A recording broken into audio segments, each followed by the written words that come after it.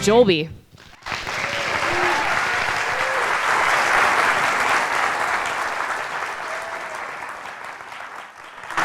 All right. Hello, everyone. This is insane. This is nuts. This is nuts. Yeah.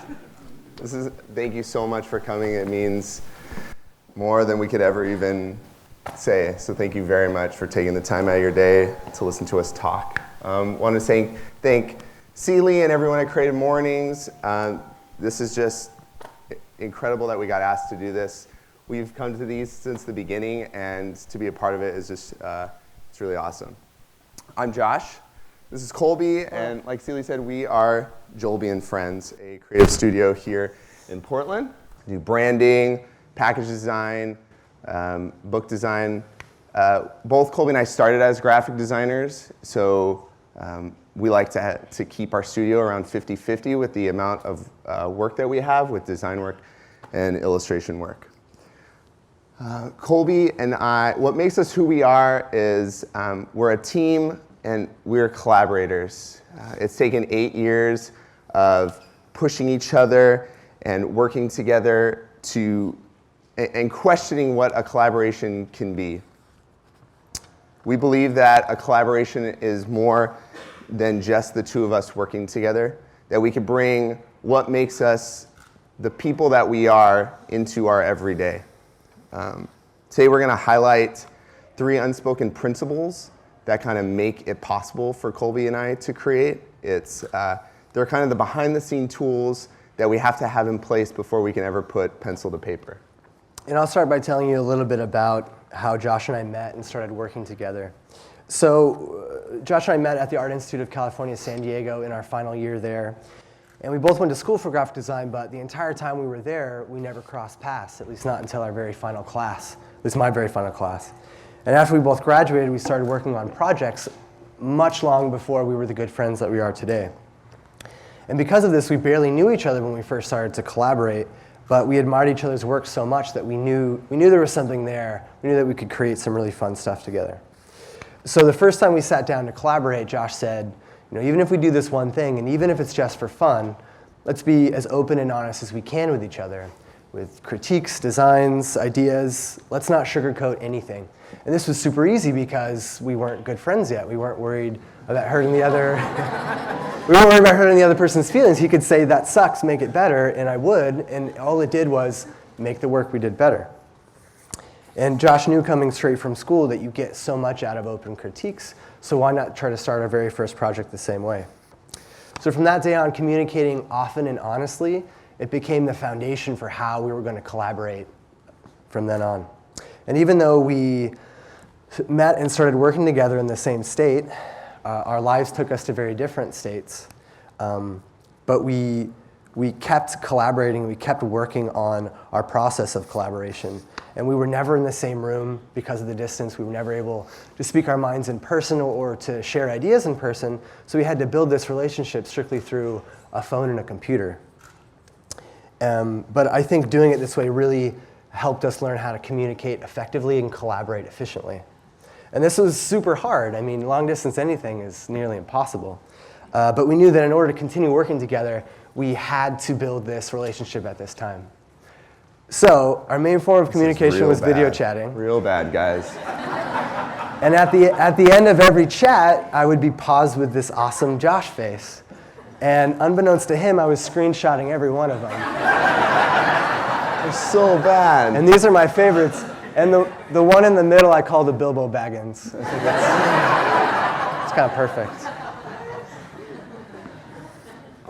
He hates that slide. Yeah, it's the worst. Every time we practice this, I want to take it out. But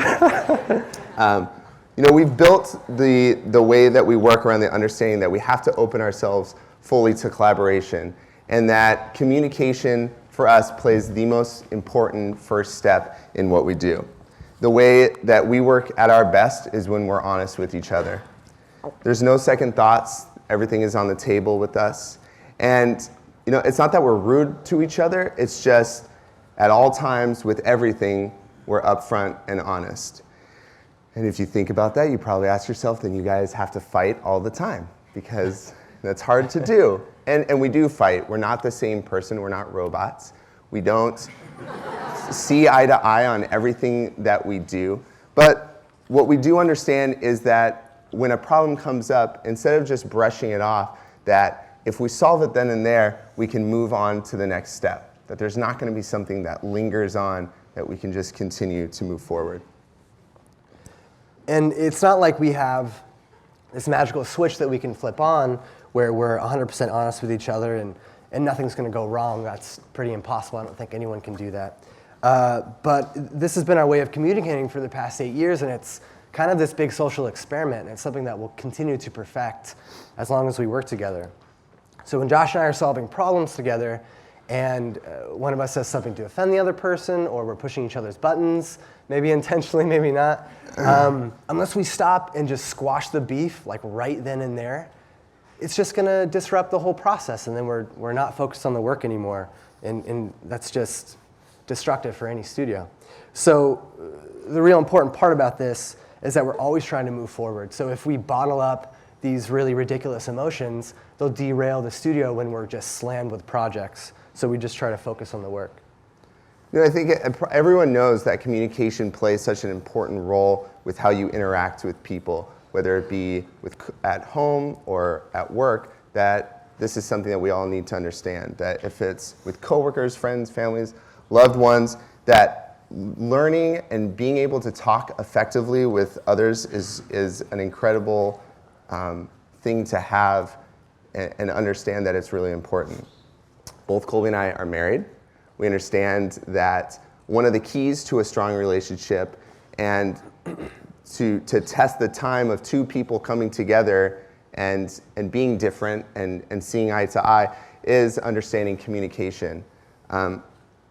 We've seen that it takes a lot of hard work to do this, but the reward is incredible when you're able to be with someone for years and years and be different and understand how to get on the same page. Is what we do like a marriage? Absolutely. We're two people that come together for 9 to 12 hours a day, 5 to 6 days a week, collaborate on every single little thing that we do, from grocery shopping to finishing a project. Everything we do is a team.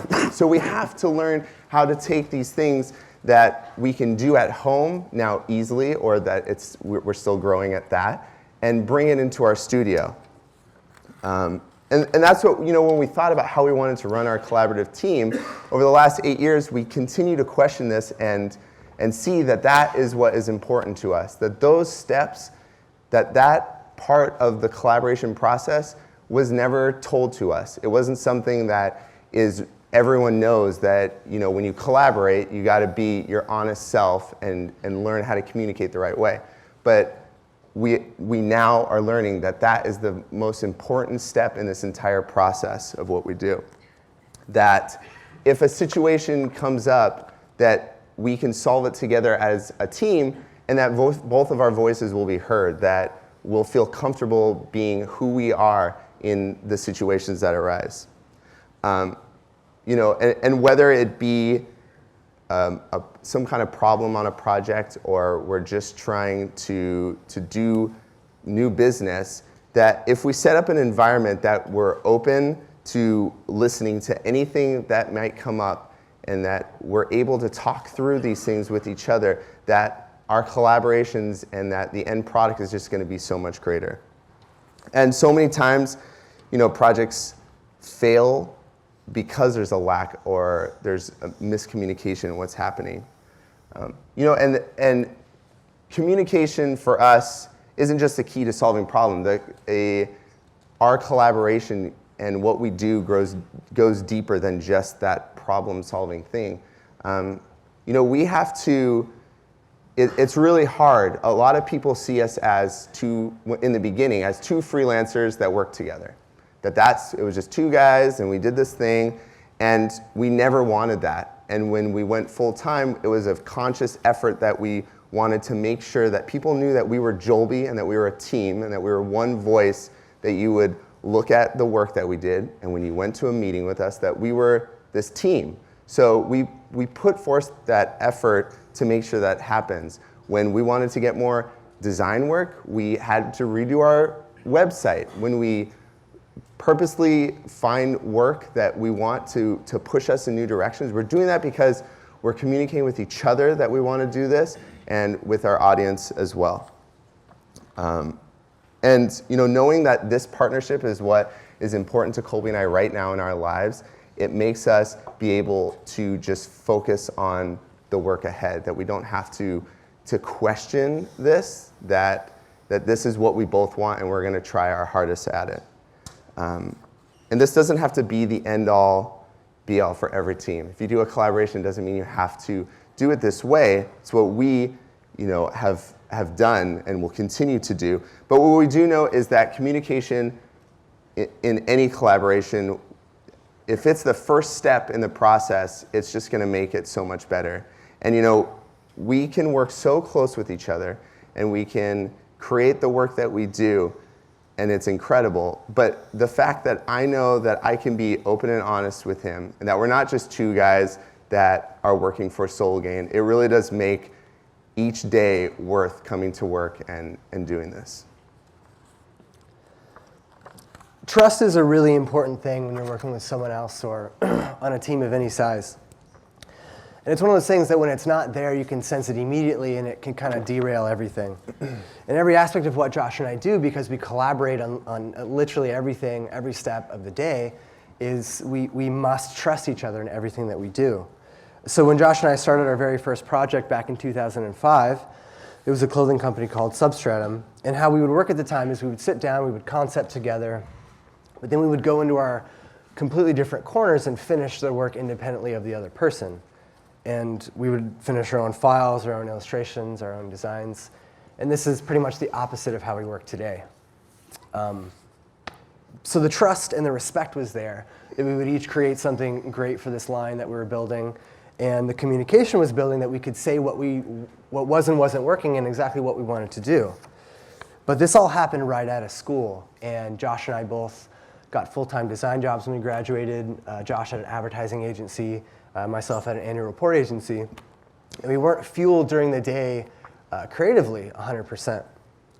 So Substratum was the answer to that at night. It's what got us working together, got us to experience having fun together, creating projects. But after a few months, things picked up really, really quickly, and we got investors. We were doing trade shows. We were sampling all these garments. We created over 100 designs for the brand. You can see a small sampling of them up there. Our wives did not like us during this period of our lives. Big learning process. Yep. But we did so much in this really short amount of time. It really fast-tracked our creative process and our collaborative process, and we were able to work out so many kinks that I think that's why we're so successful as a team today. But the whole clothing thing was a full-time job on top of our already full-time jobs, and it sounds insane because it was. And so after a year and a half, we called it quits on the clothing company because we couldn't do both. We were burning ourselves out, our friends and family were hating our lives, so we just decided to call it quits on that. So around this time, Josh moved to Chicago. I moved to Portland, both from California. And we were moving on to this different chapter of us working together, this really important chapter of, okay, well, we did a bunch of T-shirts. Now what do we do? Now that we're acting as Jolby, what do we do? So we started to take on really small client work for the first time. We ended up working for the same studio during the day together.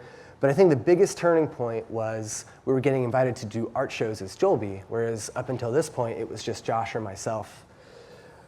And the idea was really interesting to us, how could a team do such a large body of work, just under one name? And we really loved this idea. So we started working on our first solo show as Jolby that would open in San Diego, and it was called Home is Where You Make It. And this is when we began to develop our current process where we would work on every single piece together, and both of our hands would be used to create all the work. And we really wanted to push this idea of collaborating together because the concept of this show, it was this big story that we wanted to tell. You know, we wanted it to be 50, 60 art pieces. We were really ambitious. But we were across the country from each other, and we couldn't mail paintings back and forth. That's just insane. And we had to kind of invent a style for digital illustration, and so this is when it all kind of came to be.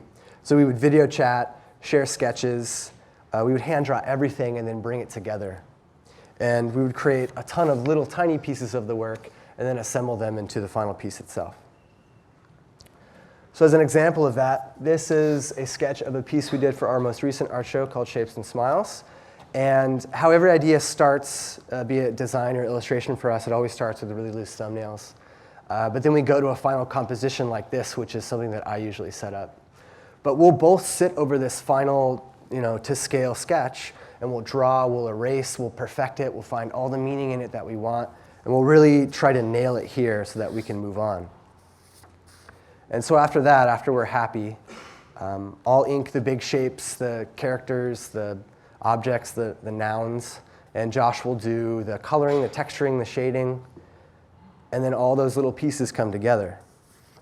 So back to when we first started doing this, we were now building files under the assumption that the other person would do everything they needed to do correctly. There was a big looming trust portion of all this work that was hanging over both of our heads. And sometimes that trust is really transparent with us. We can do a lot of, I don't see it, man. I don't get it. You want to do this thing, but I don't get it. But I see how passionate you are about it. Go for it. And 9 out of 10 times, it's a success for us. It works out.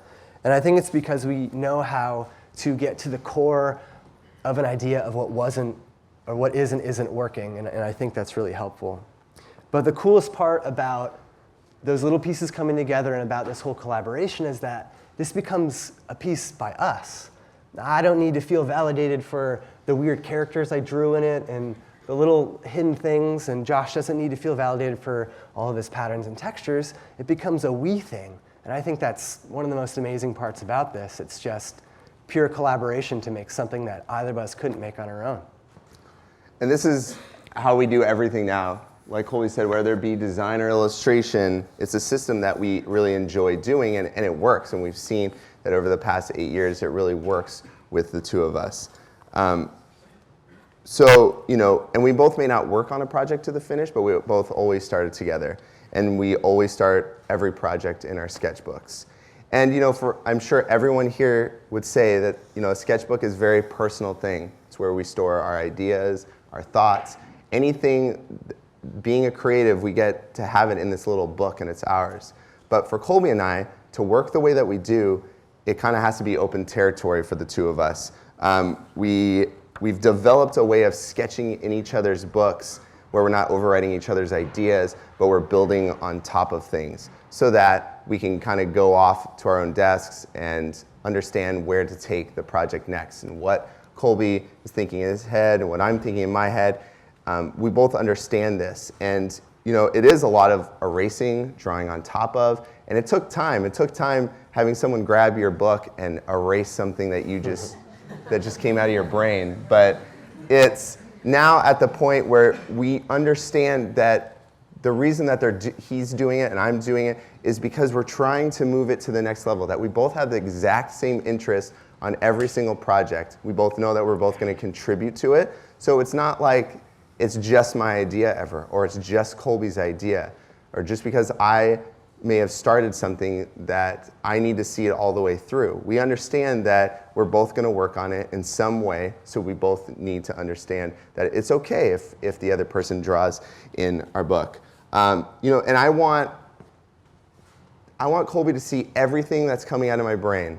Anything that goes into my book, he can see it and do whatever he wants with it, because he may see a little nugget that could turn into something that I otherwise would filter and not show him.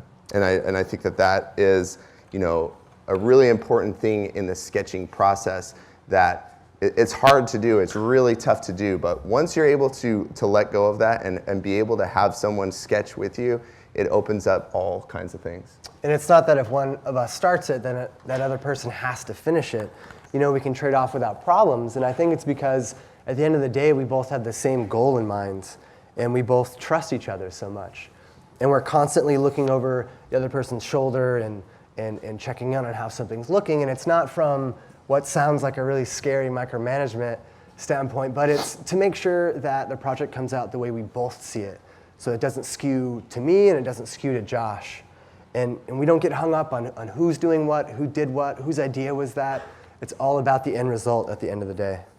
And there's not really a formula to it. It's, sometimes we'll sketch something and, it doesn't work the way we want. It evolves, and the work and the ideas have to evolve together. And that's why trust and communication have to be there in place before we ever do anything like this. It has to be there because we need to continue to move forward.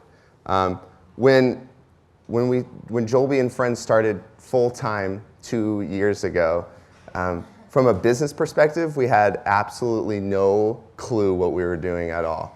We kind of jumped into it, and we didn't know what we were doing.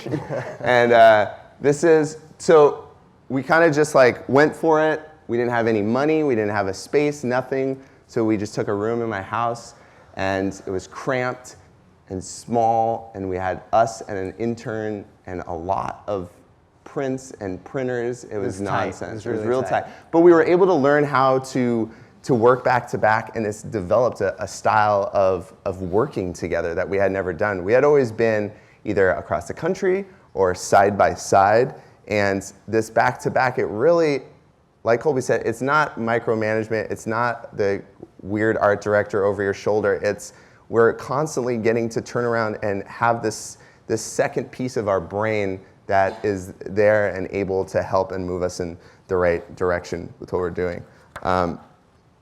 Both Colby and I were just creatives till this point. We're both art directors pretty much from school. So we were really never exposed to anything like contracts, how to budget a project properly, where our income was going to come from project to project. This was all completely foreign to us. We had no idea what we were doing. So being able to trust each other now means something more than ever before.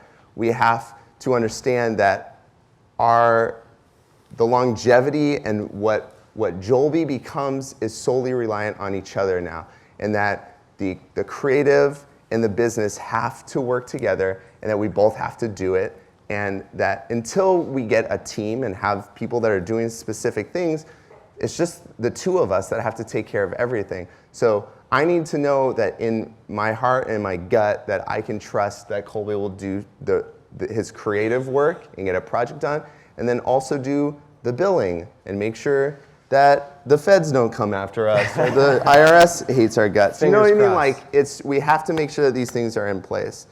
And being able to trust each other and know that this stuff is going to work, it allows us to work in a creative space that we don't have to worry about all this small stuff. There's never a time when we don't say what's on our mind and can't trust what the other person is going to do when they're a part of this collaboration. So the first two things we talked about today, they're really difficult for anyone to work through, any size team, big or small, not just Josh or myself. But there's a huge part of collaboration that we feel makes all this worth it, and it's what Josh and I call the push. And to us, this idea is how can we take this thing, is it a design, an illustration, a concept, how can we push it further than where we already took it on our own? How can we improve this? How can we make this better? And I think it's still one of the most important questions that you can ask to any creative inside a studio today. And for us, being willing to be pushed, it gets your ego out of the room. It gets it totally out of the way. And you're open to all these creative suggestions that improve the quality of the work and help everybody involved. And once you get rid of this, I did this, they did that mentality, it opens up all these amazing avenues that otherwise just would have been shut out for you. And we always speak our minds when we're asking for the other person's opinion, and we're always seeking this feedback. But for us, there's a difference in responding to criticize or just to be a dick. And you're responding to push something forward and progress something, and that's what we're always trying to do. And if we can take a comp and suggest something to build on top of it, then that's a successful push for us. And another version of that is what we like to call ride the weird. And it's something we say a lot in our studio. And sometimes we'll bring really rough sketches to each other and say, you know, man, I don't know why I'm drawing this. I don't know what this is, but there's a nugget of goodness here. Like, what can we do? How can we push this? And we can usually take it someplace new. So as an example of that, Josh came in one day and he had been drawing all these weird faces, and he was like, I don't know why I'm drawing these or where these are coming from, and it didn't apply to anything we were working on at the time. And weird guy, I don't know. actually not that weird. And you know, at first we didn't see much potential in them. We were ready to just let them hibernate in a sketchbook somewhere. But what I saw in them was something different, and we were able to push it into this pattern of faces. So it definitely took a leap from, you know, the small sketches to a more concrete idea. But this design ended up becoming a holiday card for a client we were working on at the time. And it also became a fabric in a line of textiles that we launched. So without us being able to take those weird faces and push them into something and just give them a shot, none of that would have ever happened. And I feel like we were rewarded for riding the weird on that. And I think about all those ideas that, you know, they never saw the light of day because no one was willing to push them forward to give them a little bit of a chance, and it just kind of breaks my heart. But that's a really good example of what we call the push. When we started our clothing company 8 years ago, I didn't really illustrate at all, not even a little. And we both knew that if we were going to do this clothing company, we wanted it to feel handmade, we wanted it to feel hand-drawn. So if I was going to be a part of it, I had to figure out what the heck I was going to do. And I started to do some stuff, and Colby just kept pushing me. And it was doing it in a way that I had never felt before. And it wasn't like your mom being like, oh, you're the best, everything you're doing is great. It was honest, and I had felt like that I could really keep going and that I wouldn't just kind of throw it away and just trash every idea that I was coming up with. He just kept pushing me, and it developed into one of my favorite things to do, which is creating patterns and doing the texture work that we put into our stuff. And I truly believe that if I had never met Colby and if we didn't set up that first project the way that we did, that I wouldn't have discovered it in this way, and figured out how to take that kind of stuff and merge it together with work like Colby's, which is more of the character stuff. So doing that, it just shows how pushing can really help you if you're open to it and if you really accept that idea of being pushed. When we took Jolby full-time 2 years ago, we both knew it was going to be a huge risk. We knew that it was that we had done some art shows and we had done some small client work, but we always had something to fall back on. We always had a job. Jolby, before 2 years ago, was fun, just a project we did on the side. It was goofy, weird stuff. We just had fun with it. But now this was it. This was our job. This is what we were going to do. And you know, we had to make sure this was going to work and be able to make some money, but we also wanted to have fun. We wanted to do something that we got from Jolby on the side that we weren't getting from our jobs during the day. We wanted to have a job that for 9 hours a day that we could say that we were doing fun work that made us happy. That every day that we came to work that we would be stoked to be doing what we were doing. That we could find projects that would reflect the passions and what made us people outside of work. So what we came up with was, let's make a list. Let's make this huge list of any and every client, person, company, anything that we'd ever both wanted to work on. And it was stuff that Colby always wanted to do, things that I've always wanted to do, together that we always wanted to work on. And we made this giant list, and we sent out a self-promo to all these people. And this was probably in the last 2 years one of the best decisions that we made, because we took something that we really believed in and we took a chance at it, and we had no idea if it was going to work. It could have done absolutely nothing, and it probably still would have been just a fun experiment to be able to like be like, oh my God, I can't believe I'm sending this to this person. But it worked, and we got some of the best work that we've done in the last 2 years because of that list and the self-promo that we sent out. There was so many things in the last 2 years that we got to work on that we both never thought that we would do. And it just shows that if you take these kinds of risks, and if you push yourself to go a little bit outside of what you would normally do, like this probably wasn't the best business decision to make, to spend a good chunk of our time in the beginning of what we were doing, making this list and sending this like dream out into the world. But we took it, and it paid off, and it will continue to be a big part of what we do, to take these risks and to know that we can do that and not feel like we're wasting our time. So we thought it'd be kind of cool, to show you a little bit about the differences between Colby and I, because we're very different people. We're best friends and coworkers now, but we're opposite spectrum at times as well. So we're able to get on the same level because of those tools that we've set up, but we also get to bring so many different things about who we are as people into our studio. And since we've set up this idea of let's find passion projects, let's find things that really do excite us and see what happens, it's led to getting some incredible work in the last 2 years. So yeah, I just want to show you some of the differences between the two of us.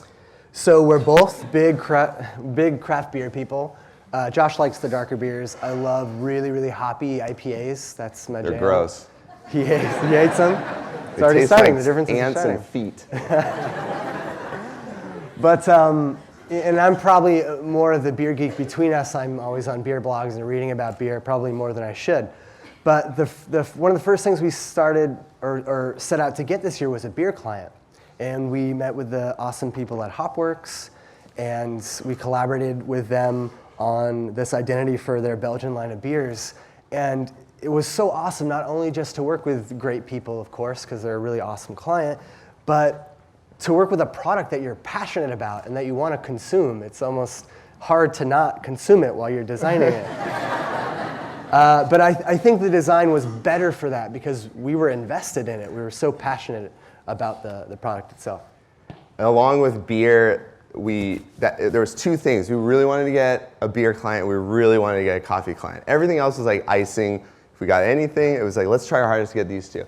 And so we kind of went for a small coffee shop, and we didn't know if it was going to do anything. It could have been nothing. We weren't looking at it as at the money aspect of it. It was, let's do something because we really enjoy consuming. We're big coffee nerds. We both can get on the same level with that. So, but now it's a huge part of our business, and we do small coffee clients. We work with a global coffee brand. We do stuff for a coffee equipment company. It's awesome that this is now like a huge part of what we do. We were joking that we should rename our company the Coffee Bros. Coffee Bros. Because that's literally a huge portion of the kinds of clients that we get right now. So it's just really cool that those first two things, that they worked out, and that you get that kind of reward, and then it just keeps pushing you. It's like, well, what's next? What else could we go for? Yeah. And that was a really exciting thing for us. When it comes to food, I have the taste buds of a 3-year-old. And this delicious airport bagel sandwich on the left, it's food to me is sustenance. Meat, cheese, bread, got my protein and my starch, and I'm good. Josh is the polar opposite. He loves sea urchin and tongue and heart and all these things I would never put anywhere near my face at all. He loves it. And this is probably, I'm a huge food nerd, and it's a big passion for me. And to have a business partner and to have someone that, we're trying to make money. We're just not trying to get any project we want. We want to be a successful company. And to have someone that looks at this and is like, dude, the food you eat is disgusting and weird. And that he wants to take the time and the effort to find food clients, it means so much to me. And I know that, we'll continue to try to find food clients because it's a huge passion. It's like, it's what I do. It's what I spend all of my money on. So, but, we'll continue to find these kind of clients, and it's because Colby understands that it's what I want to do. It's what I love and what I want Jolby to be, and so he'll continue to do it. And then it motivates me to do the same thing. He has things that I'm like, that's all you, man, but I'll for sure get behind it because of what he's done. But I can do these, burgers and donuts, it's like no problem. Yeah. We haven't gotten into sea urchin realm yet. That's next.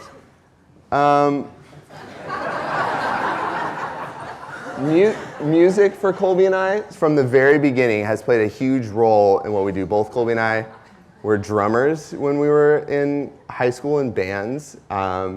We, from the very beginning with our art shows, music is what drove and created the vibe of all of our art shows. So we could get on the same level with the band and find some bands that would motivate both of us. But we're also very different. We had to listen to different music. And on most days, if you took Colby's headphones off, they would make your ears bleed. And then mine may lull you to sleep. But knowing that this is something that we both enjoy and love, we can find bands that either of us really enjoy and create work for them, or do stuff for bands that we bring two completely different sides of it to that artist or whatever we're doing. So it's another just really cool thing about what we get to do, that we're able to take something like this and bring it to our clients. And the final, I think, biggest difference, they're pretty polarized. Yeah. So this is downtime. So I love to wake up really early on a weekend and play Xbox for hours until my wife comes in and reminds me that she and the world around me exist. And then I stop.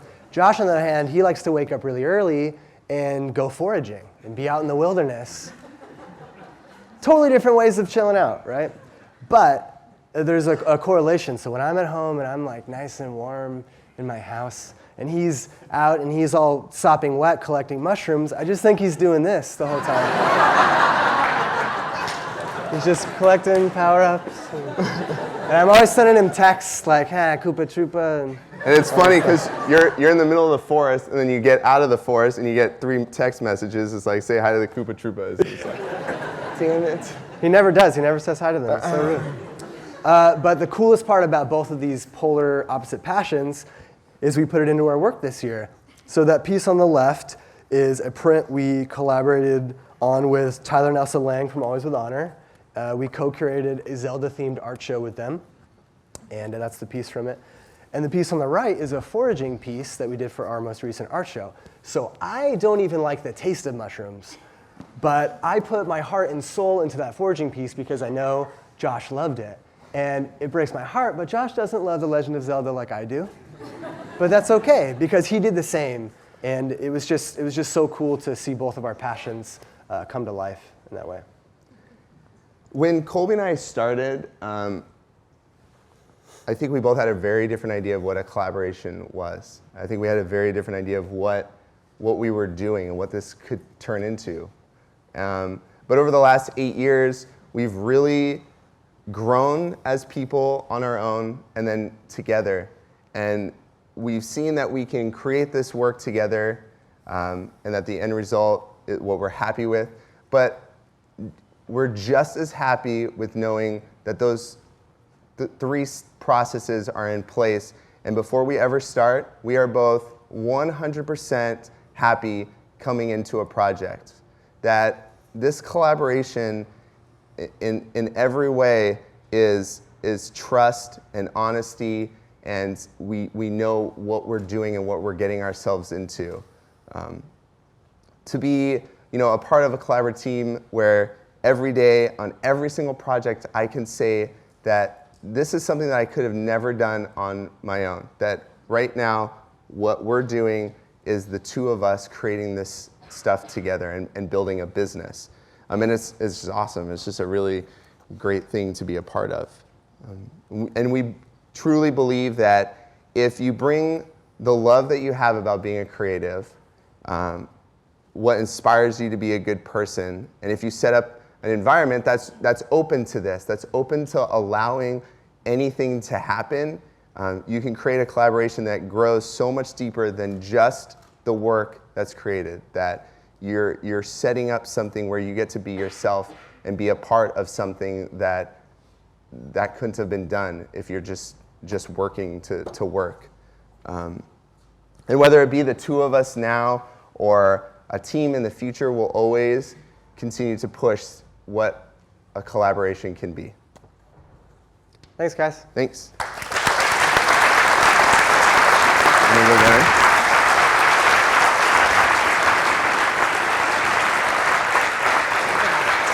Okay. Okay, cool. So 10 minutes. we'd love to do some Q&A with you guys, and we have these 2013 Studio on Fire letterpress calendars to give away. We did a couple of the cards this year. I'm sure you guys all know Studio on Fire. They're incredible, but we have a big stack for any people who want to ask us a question. Yes. How do you break up the marketing and business side and handle the collaboration? We try to do a 50-50. It's like some stuff, there's some clients that, that I'll manage or that Colby will manage. And then when it comes to all the other stuff, we just split it up. It's like as we've learned in the past 2 years, it's like, if I'm doing all the financial stuff, it's like, I can't handle this part of it. Can you handle that? And then we just break it up and we start to know our roles and what we're doing. One of you go out and say, I'm going to find a client today? Not necessarily. We do all the new business together. Yeah, we just like, if we see something on Twitter or if we want to find a specific person, one of us will say like, hey, can you email that person? Yeah, we talk a lot. It's constant. Yeah. If you ask any of our studio mates, they would say we are incredibly annoying because we talk all the time. But yeah, it's whoever is available to take on. Like some days I'll just be doing all business stuff and Colby's doing the creative side, and that part of the collaboration is really cool too, is because I never thought that I'd be excited to do and like maintain a client on the business side while Colby finishes a project. But that's my role. I have to do it so that Colby can just create if that's what the situation calls for. And then vice versa, depending on the workflow, it's all pretty relative. Yeah. Oh, lots of questions. And you can come up and get your calendar after. Yeah, we're done. So I don't throw it at you. Determine who to bring in on a project if the two of you are working on something and someone else. Just it kind of depends on what. Yeah. Oh yeah. She asked, how do we determine if we both work on everything together? How do we determine who and how we bring someone into the process? We have a part-time designer right now that has worked incredible, like bringing into what we do, and we've introduced her on how we talk and work, and we told her in the very beginning, like, okay, this is how it's going to work. Are you okay with that? Because we had to set it up. We had to set up in a way that it's like, because it's not that we're stubborn and don't want to do it. It's just like, this is the process. You're going to hear us two doing it, so let's see if you can come into it and do it as well. And we do the same thing with our clients, and it's a give and take. It's like sometimes it won't work all the time the way that we talk with people, so we just fill it out and see what's going to happen. And we have this like buffer space. When anyone new comes into our studio, it's like, okay, we're going to turn the weird way down, and then like a couple weeks in, we can crank it up a little bit. Yep. Yeah, Yes. it works. You're so mad. You? Yes. It seems like you have a really great dynamic with each other, but concerning other people, do you think that collaboration between the two of you has made it easier to collaborate with other people or more difficult because you're used to having that other person that knows you? So the question was that we seem like we can get along, and that the collaboration is really good between the two of us. So if we go out into other collaborations, if it's easy or if it's hard, right? Basically. Yeah, I think so. I Yeah. think because we're so used to collaborating on everything and sketching each other's books, I think we bring sort of an ease to the process, and I think it probably opens people up a little bit. At least I hope it would. I think we try to bring the whole collaborative mindset to our clients every time we meet with them. Even in the creative process, we let them in as much as they'd like to be involved. Yeah. Yeah, it's a lot of just, if we were to go off on our own, if we didn't do this, I think that we could go into teams now and apply the stuff that we have learned together, because we can talk freely now more than we ever did. You know, before that, it's like, I don't even remember how I used to be, but I know I wasn't as open as I am now. Yeah, Maybe it's to a fault sometimes, but I don't know. Yes. I'm interested in your ability to go between the commercial field and the gallery, and I'm curious if you can articulate a bit more about what concepts you're engaging with for your fine art practice versus your commercial practice. Yeah. That's great. So because we both You wanna started, repeat that question? Oh yeah. So she asked, how do we take the commercial and then the art side, and how do we find a balance between the two? We both because we both started as graphic designers. We love design work. We like ads. We love all of it. So that side of it drives a lot of what we do, and we really enjoy doing it. It's not just like we need to pay the bills, let's get it. It's like we really do love helping brands figure out how to solve their problems. So that side of it is always there, and we also we look at our art shows to discover new styles so that we could then apply it to our client work. So pretty much every show that we've done, we've developed and found, not on purpose, we don't be like, okay, if we don't find a style, it's gonna be the worst. Every show that we've done, we've gotten to discover a new thing, a new way of drawing, a new way of doing illustration, and then we apply it to our commercial work. So it's, the art shows for us it allows us to create these new styles and be artists and to be wacky. Because that's where we can just be like, do whatever we wanted. We wanted to make a zine about anything that was weird in the world, and we did it, and it was weird. But we could have never done that for a client. And we understand that. It's like some stuff, it's like, there's no way a client would ever pay for this. So we do it that way. We're not super like fine arty about it. Like we really do enjoy the art side of it and creating these conceptual pieces, but it's for us a lot about the style and discovering new ways of becoming better illustrators. Yeah, exactly. Exactly, ride the weird. And there's there's this thing kind of in the middle that we've been doing. It's art licensing, where we'll do an art show and then kind of pitch it to companies down the line who will make products out of it. And it's kind of a win-win for us. You know, we get paid to make, you know, the work onto something or selling it as prints. So it's kind of like both commercial and fine at the same time. Yes.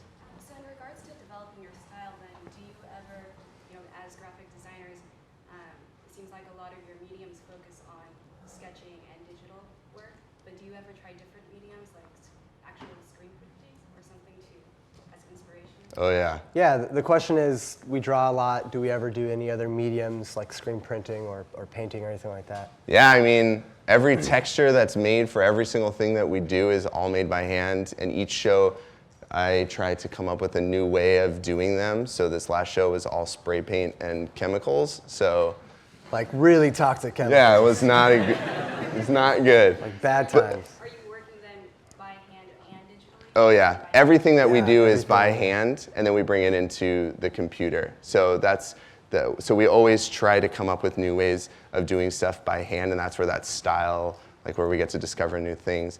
And then yeah, we do. We're big design and illustration geeks. We just love what others do. So screen printing and letterpress and all that stuff. Any chance that we get to do it, we always try to fit it into a budget or incorporate it into our art shows. Even if it doesn't sell, like we love screen printing, so we always try to incorporate that. But we won't do it ourselves. We'll pay someone to do the screen. Unfortunately, we just don't have the time right now to do it. Get so dirty. Yeah. Yeah.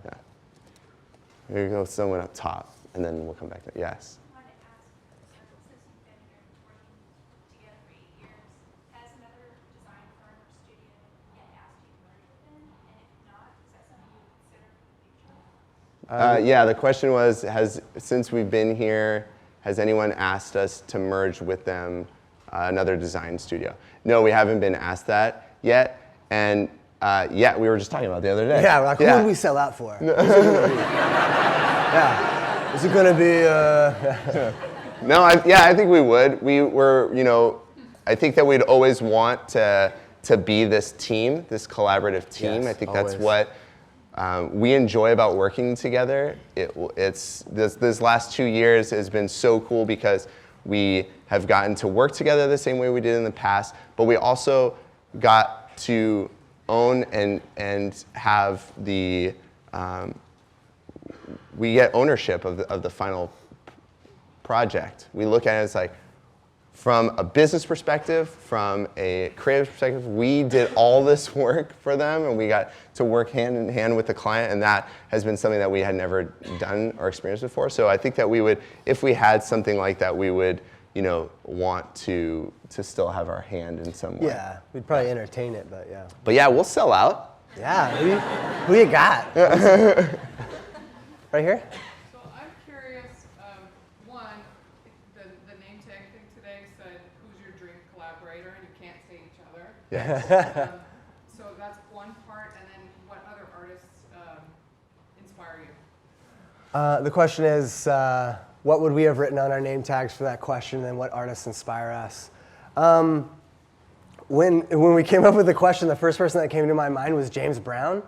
And I don't know why, but like I could create something rad with that dude. I could figure something out. But I think if it was anybody, it would probably be Tim Biscup. He's one of my favorite artists and illustrators today.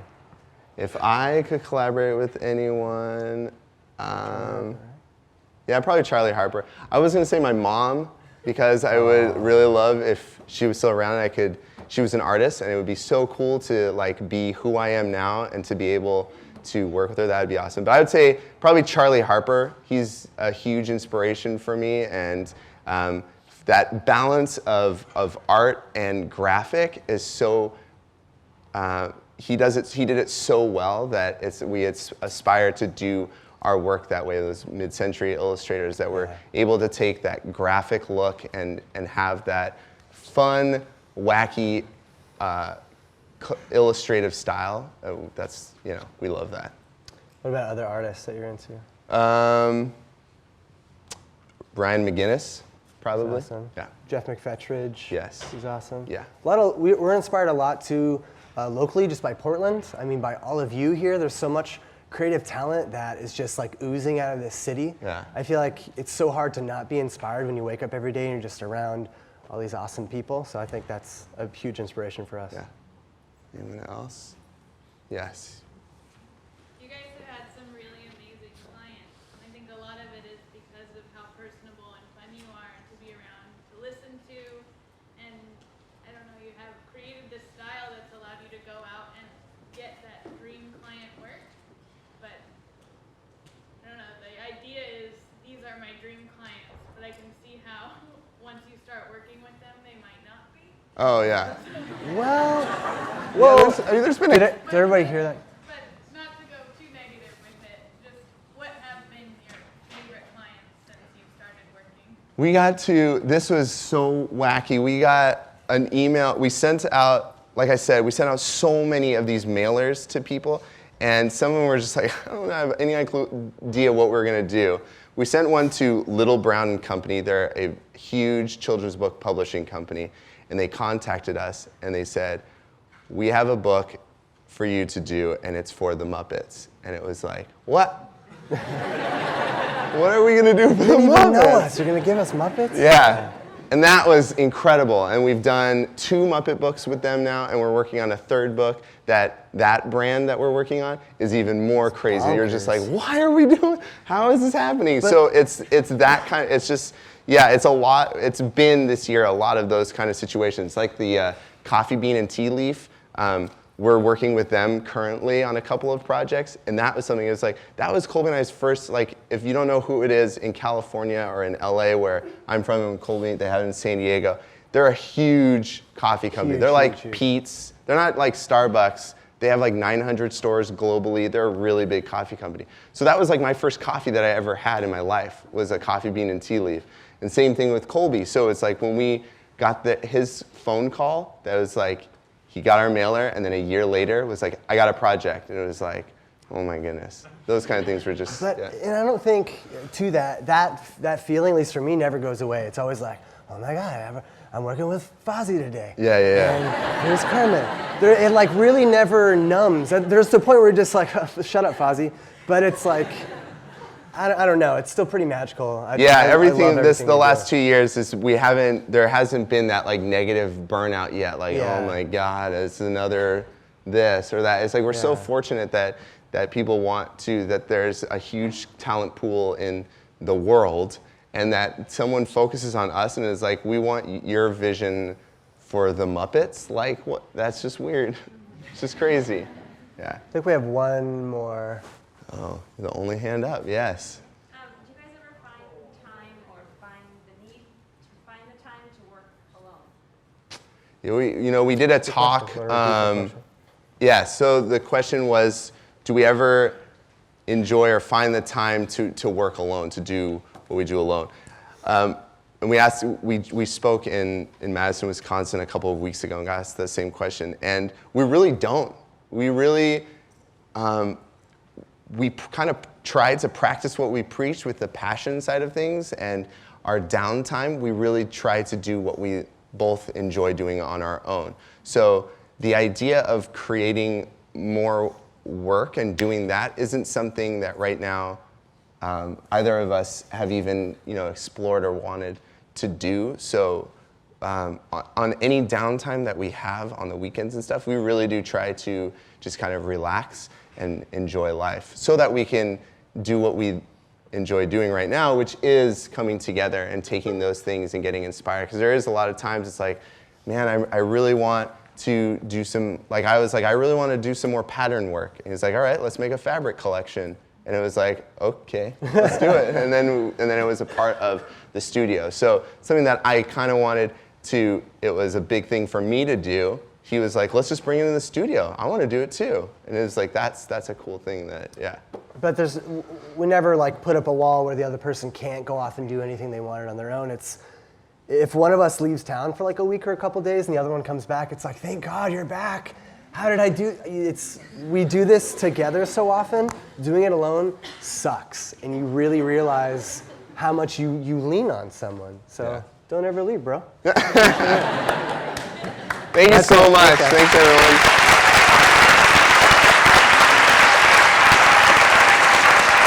Good job, dude.